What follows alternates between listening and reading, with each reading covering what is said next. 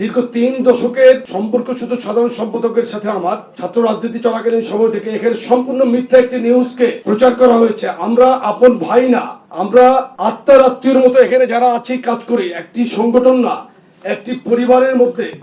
গণতন্ত্রের সৌন্দর্য এটাই যে আপনাকে কথা বলতে দিতে হবে। 10টি সাংগঠনিক বিভাগ নিয়ে কথা বলা শুরু করেছি। একটি বিভাগ থেকে একটি প্রস্তাব এসেছে, আরেকটি বিভাগ থেকে বলা হয়েছে যে না, এইটা এইভাবে না করলে ওইভাবে করলে ভালো হয়।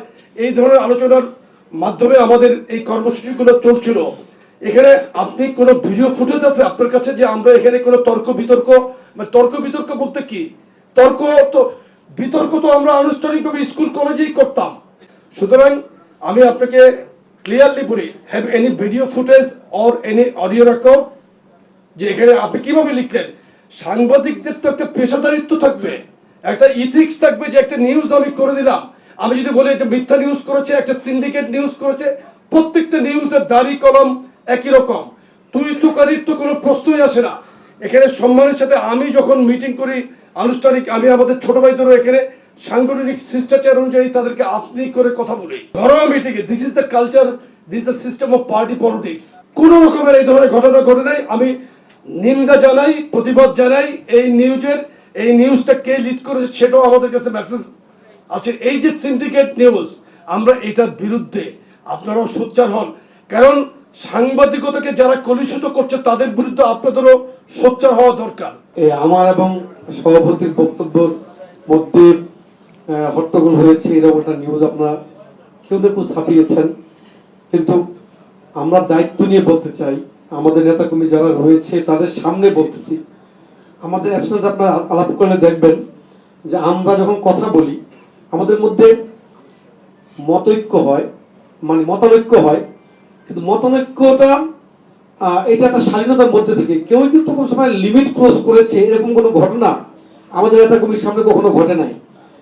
তার মধ্যে যে কথা আমি যোগ করতে চেয়েছিলাম সেটা সভাপতি বলেছেন যে এই টাইপের কোনো শব্দ যদি হেডলাইন হয়, এবং এটা কিন্তু একটা স্ল্যাং, এই যে তুই তুকারি, এই শব্দটাকে হেডলাইন করা হয়েছে।